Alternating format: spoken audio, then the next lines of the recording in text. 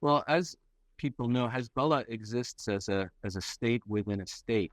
And so to the extent that the overarching state of Lebanon is in crisis, whether it's an economic crisis, political crisis, financial crisis, that gives Hezbollah the opportunity to make itself more powerful, to insinuate itself more within the Lebanese social fabric, and to engage in activities that the state or the financial institutions within Lebanon are unable to do.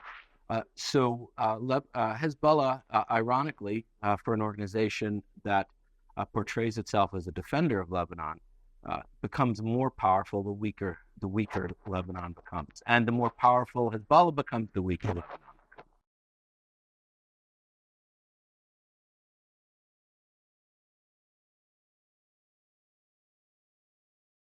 Well, that's remains to be seen, and there's a lot of factors at play. Again, if the state of Lebanon is not able to assert its sovereignty vis-a-vis Hezbollah, then Hezbollah will become stronger. If the state of Lebanon is unable to build its own financial system and rebuild its banks, then Hezbollah's banks and Hezbollah's financial system will become more important and stronger. To the extent that uh, uh, the people of Lebanon cannot defeat Hezbollah's efforts to usurp Lebanon's sovereignty, Hezbollah will become stronger. Fortunately, there's forces within Lebanon and around the world that do seek to check Hezbollah's interests and check Iran's interest in interfering in Lebanon.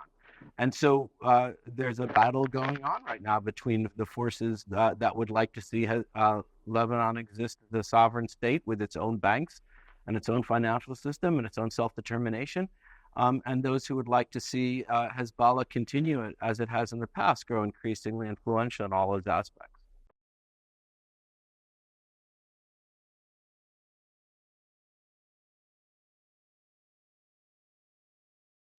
Well, Hezbollah is a global conglomerate. Think of it as Hezbollah Incorporated. So Hezbollah has business interests and financial interests all over the world, in South America, in Europe, in Asia, even in North America, and Europe, of course.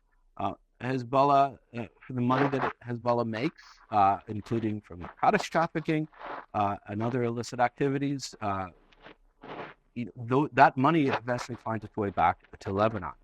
Uh, that is one of the ways Hezbollah sustains itself, but it also is one of the ways that Hezbollah is able to gain influence, not just within southern Lebanon, but within Lebanon as a whole. It buys its influence with politicians, it buys its influence within banks, it buys its influence within the economy. It buys its influence by allowing them to engage in social programs that, frankly, legitimate charities or the government should be providing rather than Hezbollah. All of that allows Hezbollah to run complex financial networks. It allows Hezbollah to infiltrate government agencies, financial agencies, and the financial system as a whole. Qard al-Hassan is just one of the most extreme examples of that. Qard al-Hassan is a financial is not technically a financial institution, so it's not regulated by the Lebanese financial authorities. If anybody's regulating, I suppose it would be the Iranian central bank. And it allows Hezbollah to provide loans.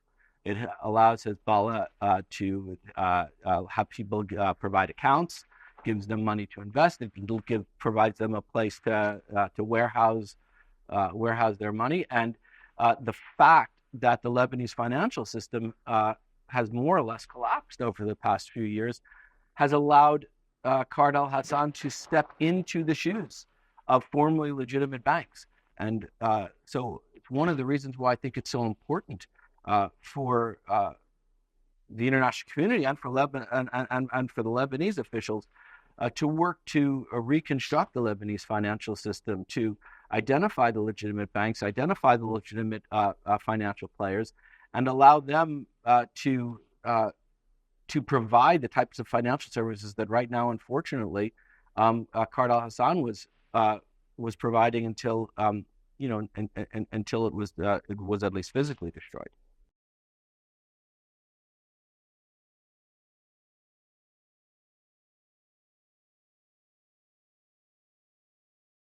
Hezbollah exists as a state within a state, and like any state, it needs to raise funds in order to do what the things that it wants to do. And in Hezbollah's case, that's just about everything that the government would do. They maintain a military. They've invaded neighboring countries. They've attacked other neighboring countries with missiles. They run social services. They run financial services. All of that is expensive, and Hezbollah therefore needs elaborate financial networks around the world and elaborate economic activities throughout the world, both technically legal and in many cases illegal activities, to provide its funding and allow it to do the things that it does. So to the extent that counterterrorism efforts and counterterrorist financing efforts can crack down on that, to the extent that law enforcement authorities are able to interfere with Hezbollah's narcotics activities, to the extent that counterterrorism authorities and sanctioning authorities are able to identify Hezbollah networks and shut those networks down, or at least interfere with those networks, it all has the impact of providing less financial wherewithal for Hezbollah to act within its safest zone, which is southern Lebanon. Of course, it's important to remember that most of the money Hezbollah gets is directly from the government of Iran. Even very, very aggressive and broad counterterrorism and counterterrorist financing efforts against Hezbollah will only be so successful as long as Iran is permitted to continue to outright fund Hezbollah.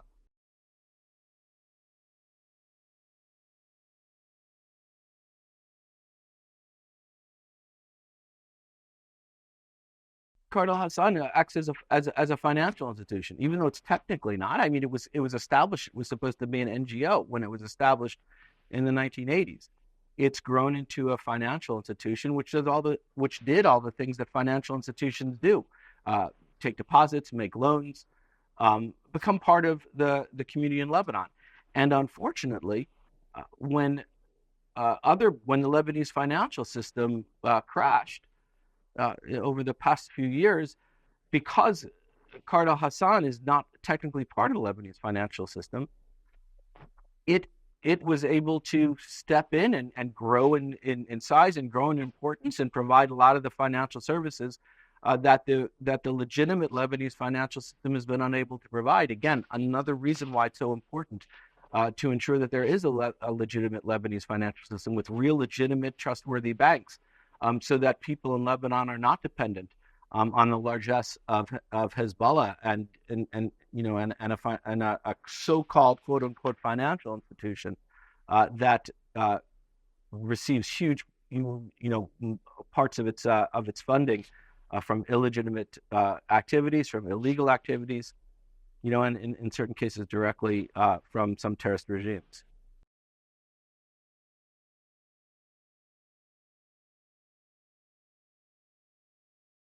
I think the United States has been fairly consistent across administrations with respect to how it views Hezbollah. Hezbollah is a terrorist organization that the United States opposes and take actions against. The incoming Trump administration has certainly demonstrated itself to be less interested in the idea of an accommodation with Iran than previous Democratic administrations have been. So I think that you could expect the U.S. to take a more aggressive and confrontational stance with respect to Iran. That is going to have an impact on Hezbollah because Hezbollah is in so many different ways simply an arm of Iran. So I do think that Hezbollah is going to have a more difficult time with its funding. I think it's going to have a more difficult time with its international activities as the United States focuses increasingly on them.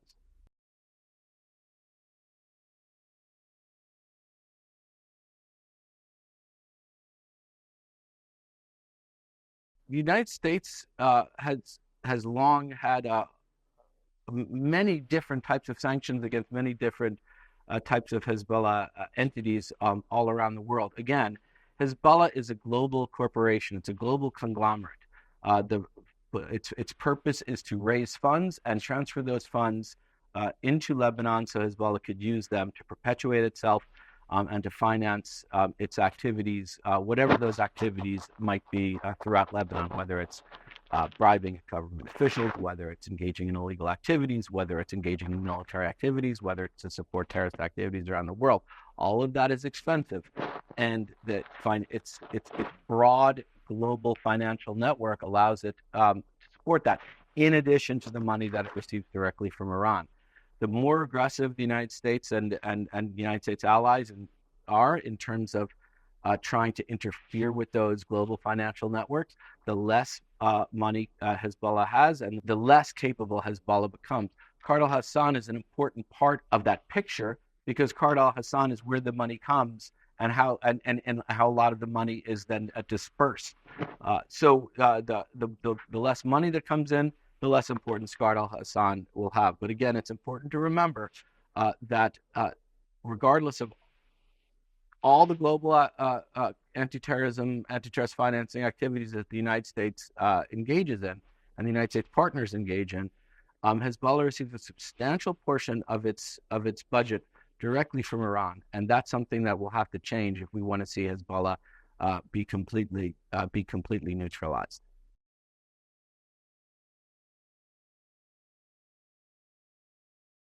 I'm not sure what you mean by the term radical. As I said, the Trump administration has in the past articulated its strategy with respect to Iran as maximum pressure. I have every expectation that the incoming Trump administration will continue that. I think the incoming Trump administration will be less likely to seek deals and accommodations with Iran than Democratic administrations have been, for better or for worse. So yes, I do think the result of that will be indirectly and directly more financial pressure on Hezbollah.